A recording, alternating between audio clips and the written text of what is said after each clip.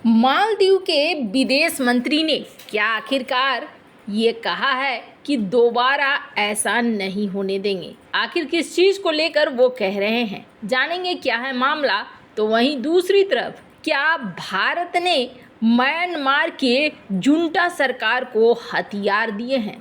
Geopolitics में बहुत कुछ चल रहा है, हमेशा की तरह जानने को मिलेगा बहुत कुछ। आइए जानते हैं इन खबरों को विस्तार से। भारत के साथ तनाव के बीच में हमने आपको बताया था मालदीव के विदेश मंत्री मूसा जमीर दिल्ली के दौरे पर हैं और इस दौरान गुरुवार को उन्होंने न्यूज एजेंसी ANI को एक इंटरव्यू दिया। इस इंटरव्यू में पीएम मोदी के खिलाफ दिए गए अपने मंत्रियों के आपत्तिजनक बयान को लेकर सफाई दी है और जो सफाई है उसे सुनेंगे तो आपको लगेगा कि आखिरकार मालदीव के अंदर चल क्या रहा है। मूसा जमीर ने कहा कि हम ऐसा फिर नहीं होने देंगे। हम 3 मंत्रियों को हमेशा के लिए पद से हटा चुके हैं। दरअसल साल की शुरुआत में प्रधानमंत्री मोदी ने लक्षद्वीप की कुछ तस्वीरें शेयर की थी और उसके बाद लक्षद्वीप की तुलना मालदीव से की जाने लगी थी। इसके कारण मालदीव के नेताओं ने भारत और पीएम मोदी पर आपत्तिजनक टिप्पणी की थी। इससे दोनों देशों के रिश्ते बिगड़ने लगे थे। मालदीव भारत से रिश्ते खराब नहीं करना चाहता है, ये कहना है मूसा का। हम चाहते हैं कि रिश्ते पहले की ही तरह हो जाएं। हमारी सरकार इसे लेकर लगातार काम कर रही है और ये भी ध्यान में रखा जा रहा है कि भविष्य में दोबारा ऐसी गलती न हो। दूसरा, इनका कहना है कि हमने देखा है कि कैसे सोशल मीडिया से दोनों देशों के रिश्ते खराब हो गए, लेकिन भारत और मालदीव की सरकारें इसका असर समझती है। हम फिर से रिश्ते बहाल करने पर जोर दे रहे हैं। इसके बाद इन्होंने कहा कि भारतीय पर्यटक घट रहे हैं और ये चिंता का विषय है। मालदीव की सरकार भारतीयों को वापस बुलाने के लिए दोबारा निमंत्रण देती है। हमारे पर्यटन मंत्री ने भी यही बात कही थी। उन्होंने कहा कि पिछले 8 महीनों में दोनों देशों में चुनाव के कारण रिश्ते बिगड़े थे, लेकिन आने वाले समय में दोनों देशों के रिश्ते आगे बढ़ जाएंगे और एक बार फिर भारतीय मालदीव का रुख करेंगे। उन्होंने बताया कि यदि हम दोनों देशों के 10 साल के रिश्तों को देखें तो हमारी मार्केट को बनाने में भारतीयों का अहम योगदान है। कोविड के दौरान भी देखा गया कि भारतीय बड़ी संख्या में मालदीव आए थे। पिछले कुछ महीनों में पर्यटन में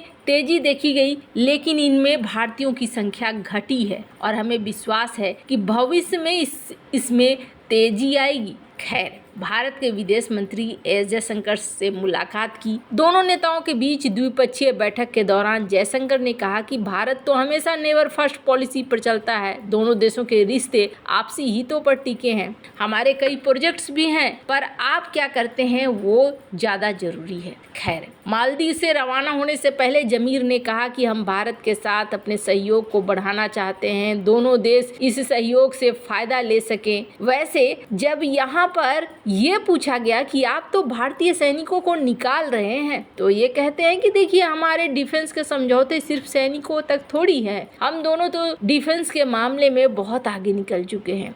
वहीं उसके बाद जब इनसे पूछा गया, अच्छा चाइना के स्पाई शिप को आपने अपने तटों पर बसा कर रखा है, क्या ये सही है? तो वो कहते हैं नहीं, वो रिसर्च नहीं करने आए हैं। हमने उन्हें रिसर्च करने की सख्त मनाही की है। वो रिसर्च नहीं करने वाले हैं। स्क्रीन पर एक वीडियो देख सकते हैं जो डॉक्टर एस जयशंकर और मालदीव के विदेश मंत्री के बीच में है।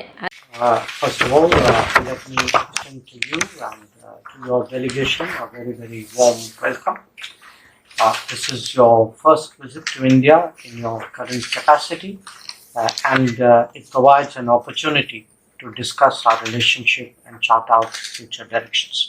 हालांकि मालदीव के विदेश मंत्री और भी कई सारे लोगों से भारत में मिले।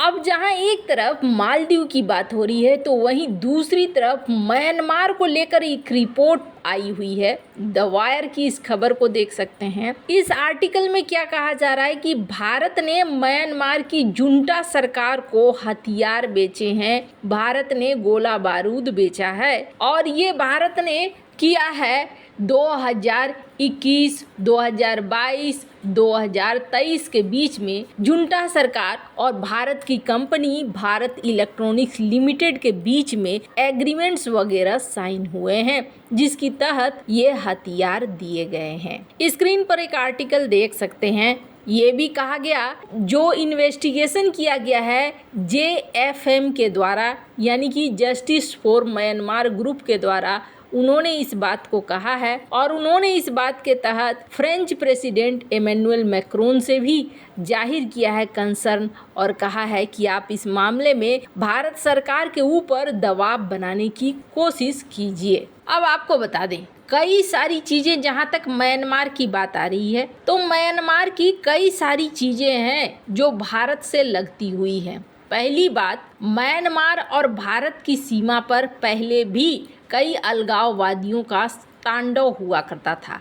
तब म्यांमार के सैन्य सरकार ने भारत की बहुत मदद की थी म्यांमार के अंदर से ऐसे विद्रोहियों जो भारत के खिलाफ काम कर रहे थे उनको रोकने के लिए। हालांकि उस समय सू की सरकार थी और सू के सरकार में सेना प्रमुख थे जो दिख रहे हैं इस वक्त जुंटा के सरकार के रूप में। तो उस समय सैन्य शासन ने भारत की बड़ी मदद की थी। दूसरी बात अगर म्यांमार की करें तो म्यांमार को रूस के द्वारा, चाइना के द्वारा लगातार हथियारों की सप्लाई हो रही है। म्यांमार भारत के बॉर्डर पर पड़ता है। अगर म्यांमार के अंदर कोई भी हलचल होती है तो इसका सीधा असर भारत के ऊपर पड़ता है और भारत के कई प्रोजेक्ट भी हैं। भारत ने हाल में क्या निर्णय लिया था, म्यांमार के रखाइन प्रांत के बंदरगाह वाले शहर सितवे में वाणिज्य दूतावास से अपने कर्मचारियों को निकाल लिया था और निकाल कर यंगून भेज दिया था। पड़ोसी देश में सुरक्षा की अनिश्चितता और बिगड़ती स्थिति को देखते हुए भारत ने ये फैसला किया था। रखाइन प्रांत और अन्य हिस्सों में सुरक्षा बलों और विद्रोहियों के बीच भीषण संघर्ष चल रहा है। विदेश मंत्रालय के प्रवक्ता रणधीर जायसवाल ने कहा कि हमने अपने दूतावास कर्मियों को सितवे से यंगून स्थानांतरित कर दिया और इसके अलावे यूपी के 3 युवकों को अगवा कर लिया गया म्यांमार में, जिसे छुड़ाने की कोशिश की जा रही है। अभी के समय में सीन क्या हो गया है, भारत को अपना बॉर्डर क्लोज करना पड़ रहा है। हालांकि अभी तक भारत ने बॉर्डर को क्लोज करने का अपना काम शुरू नहीं किया है, पर माना जा रहा है कि ये बॉर्डर क्लोज करना बेहद जरूरी हो चुका है अगर म्यांमार से भाग रहे अपराधियों को या फिर आम लोगों को भी भारत के अंदर घुसने से रोकना है तो। और दूसरी सबसे बड़ी चीज़ है जियोपॉलिटिकल मूव। भारत को इस वक्त अपनी सुरक्षा देखना बेहद जरूरी है। भारत अगर अपनी सुरक्षा नहीं देखेगा तो एक दिन भारत की भी हालत वैसी ही हो जाएगी जिस तरीके की म्यांमार के अंदर हो रही है और दुनिया में कूटनीति के फेल होने का तमगा भी लग जाएगा। वैसे आपको क्या लगता है, म्यांमार को अगर भारत हथियार सप्लाई करता है तो क्या ये सही है या नहीं है? कमेंट कर अपनी राय जरूर बताएं। जल्द मिलते हैं अगले वीडियो में नई खबर के साथ।